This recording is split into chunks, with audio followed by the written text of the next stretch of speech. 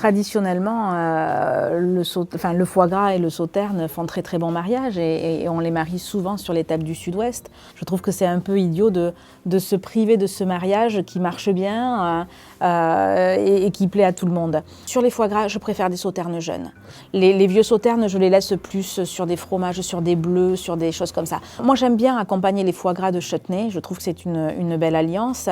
Ce sont des fruits confits. Alors c'est pareil, il ne faut pas que ce soit trop sucré. Hein, voilà. Et le chutney que là, on a proposé, c'est un chutney de fruits exotiques. Et le pain de campagne que vous voyez là que je vais toaster légèrement, griller légèrement pour un peu le ferrer, c'est pareil, c'est un bon pain de campagne avec une belle acidité pour justement contrebalancer ce qu'on pourrait reprocher parfois à l'alliance foie gras sauterne, c'est-à-dire son côté un peu trop sucré, même si en effet aujourd'hui avec l'évolution de la vinification et de la cuisine, la lourdeur de cette alliance, elle est complètement banalisée à mon avis. Pour faire une bonne terrine, il faut un bon produit de départ, hein. Ça c'est clair et net, donc il ne faut pas lésiner sur ce qu'on choisit. Il faut choisir un bon foie gras. Bon, moi je vais défendre mon terroir, je trouve que les foie gras des Landes sont merveilleux, hein. Pour moi, ce sont des foie gras de 600-700 grammes à peu près, plutôt de couleur jaune, parce que vous avez des foie gras blancs et plus jaunes. Alors, il faut commencer la recette la veille, ça c'est très important. On commence bien sûr par sortir, vous savez, les parties un peu verdâtres entre les deux lobes du foie gras, qui est un peu le fiel, et ça c'est de la vraie amertume. En général, ils y sont plus, hein. Le producteur l'a fait avant nous, mais bon, sortir ces parties vertes, moi je préfère le dénerver. Ça n'apporte, au niveau du goût, ça ne change rien. C'est plus présentable dans l'assiette, donc on dénerve juste le gros nerf. On ne va pas plus loin, juste le gros nerf. Et donc la veille, on l'assaisonne. Et moi, j'ai une règle qui me vient de mon grand-père, je n'ai rien inventé.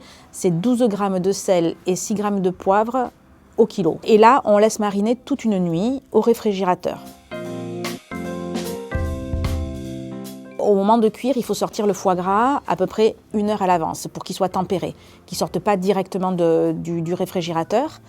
Donc on le sort, on le laisse tempérer. Et pendant ce temps, on porte le mélange sauterne et graisse de canard, on le porte à ébullition et ensuite on le laisse redescendre à peu près à 80 degrés. On poche le foie gras sur les deux côtés, 15 minutes à peu près hein, de chaque côté. On commence 15 minutes sur un côté, 15 minutes sur l'autre. Et on le retire, on l'égoutte un peu. Il faut qu'à ce moment-là, entre les deux lobes, on sente plus aucune résistance, qu'on sente que c'est cuit, que ce soit plus dur, hein. Et là, on le laisse reposer sur une grille un petit quart d'heure qui refroidisse. Et c'est à ce moment-là qu'on râpe le zeste de pomelos, un peu selon son goût, hein. Et puis ces deux lobes, on les met dans la terrine.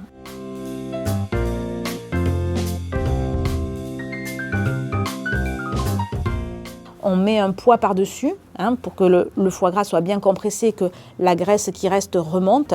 Et là, on met au réfrigérateur pour au moins 24 heures. Je conseille qu'il ait au moins 5 ou 6 jours de maturité dans le frigo. Une fois cuit, c'est vraiment meilleur. Mais voilà, choisir un bon produit et le cuisiner le plus simplement possible. Si on ne se sent pas confiant dans le fait de faire une terrine, à la limite, de belles tranches d'une largeur de presque 2 cm, poêlées 2 minutes sur une poêle très très chaude, hein, fumante, sans matière grasse à l'intérieur. Voilà, 2 minutes de chaque côté, une belle tranche de foie gras, une pomme rôtie, et puis voilà, c'est parti.